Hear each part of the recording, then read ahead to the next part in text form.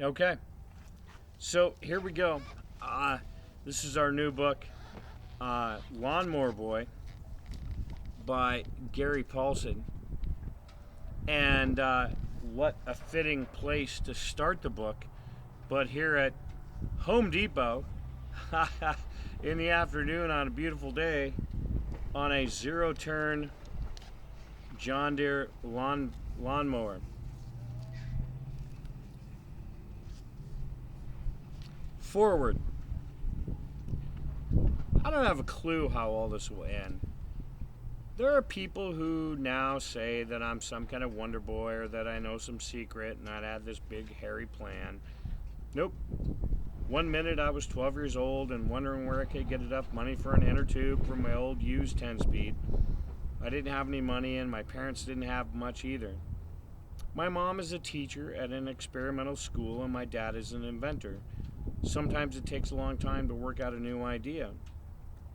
This is one of those times when we were a little bit broke.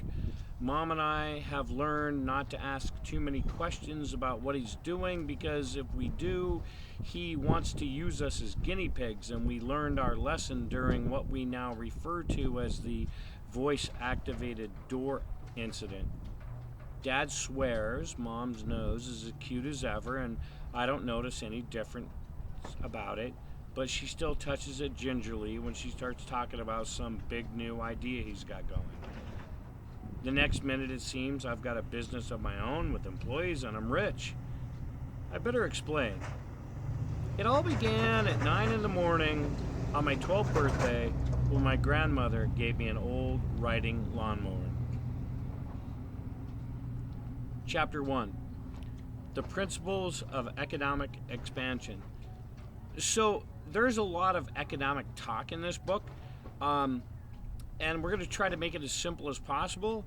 But anytime you hear the word economic, we're going to think about money or business. That'll make it so much simpler to try to understand what's going on. So principles of economic expansion means basically principles of money expansion or business expansion.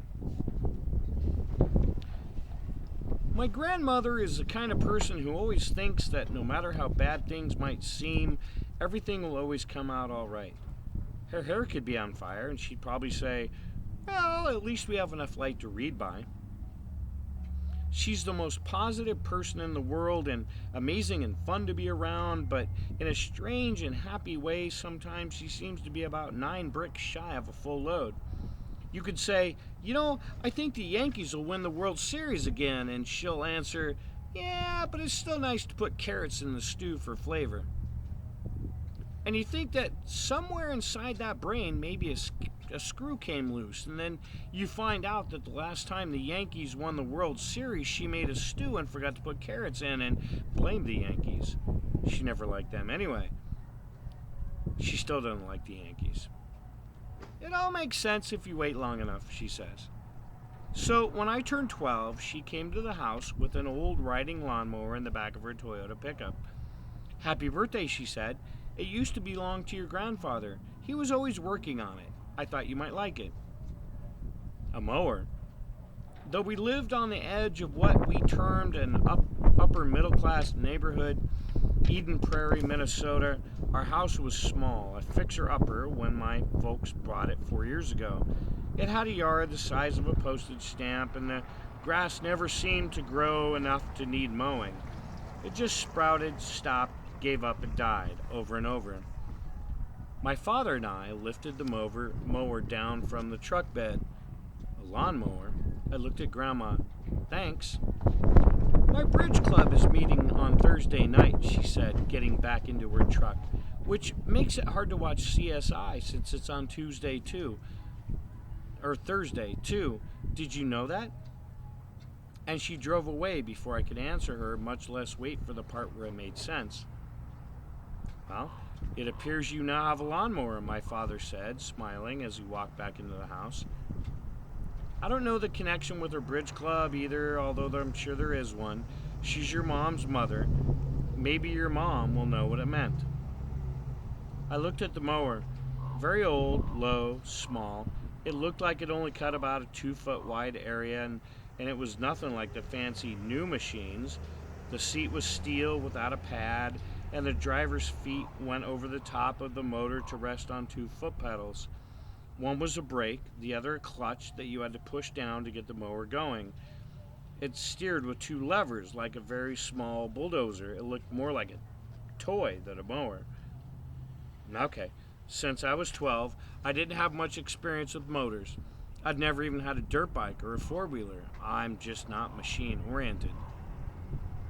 My birthday present sat there. I tried pushing it toward their garage, but it didn't seem to want to move. Even turning around to put my back against it and push with my legs, which I thought might give me better leverage, didn't help. It just sat there. So I studied it. On the left side of the motor was a small gas tank, and I unscrewed the top and looked in. Yep, gas. On the top of the tank were 2 levers. The first was next to pictures of a rabbit and a turtle. Even though I'm not good with machines, I figured out that the throttle and the pictures meant fast and slow. The other lever said on, off. I pushed on. Nothing happened, of course. On the very top of the motor was a starting pull rope. What the heck? Why not? I gave it a jerk and the motor sputtered a little and popped once and then died.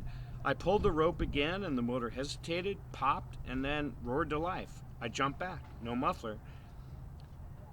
Once, when I was little, my grandmother, in her usual logic-defying fashion, answered my request for another cookie by saying that my grandfather had been a tinkerer. He's always puttering with things, taking them apart, putting them back together. When he was around, nothing ever broke. Nothing ever dared to break. Loud as the motor was, it still wasn't moving, and the blade wasn't going around. I stood looking down at it. Then a strange thing happened. It spoke to me. I mean, not really. I mean, I'm not one of those woo-woo people or a whack job. At least I didn't think I was. Maybe I am now. Anyway, there was some message that came from the mower through the air and into my brain, a kind of warm or maybe settled feeling, like I was supposed to be there, and so was the mower, the two of us. Like it was a friend. So alright, I know how that sounds. We'll sit under a tree and talk to each other, read poems about mowing, totally whack. But the feeling was there. Next, I found myself sitting on the mower, my feet on the pedals. I moved the throttle to the rabbit position it had been on turtle, and pushed the left pedal down, and the blades started thrumming. The mower seemed to give a happy leap forward off the sidewalk, and I was mowing the lawn. Or dirt, as I said. I mean, we didn't really have much of a lawn. Dust and bits of dead grass flew everywhere, and until I figured out the steering, the mailbox, my mother's flowers near the front step, and a small bush were in danger. But in a few minutes, I got control of the thing, and I sheared off what little grass there was. The front lawn didn't take long, but before I was done, the next-door neighbor came to the fence, attracted by the dust cloud. He waved me over. I stopped in front of him, pulled the throttle back, and killed the engine. The sudden silence was almost deafening. I stood up, away from the mower, my ears humming, so I could hear him. "You mow lawns?" he asked. "How much?" And that was how it started. This book is so fun and so silly. I hope to do it justice, and I hope that you enjoy it. And pretty soon, Mrs. Gustkey is going to get out of the car, and she's going to push the stop button so that this video stops, and she's still trying to hit the button. One of these days it's going to happen. Hopefully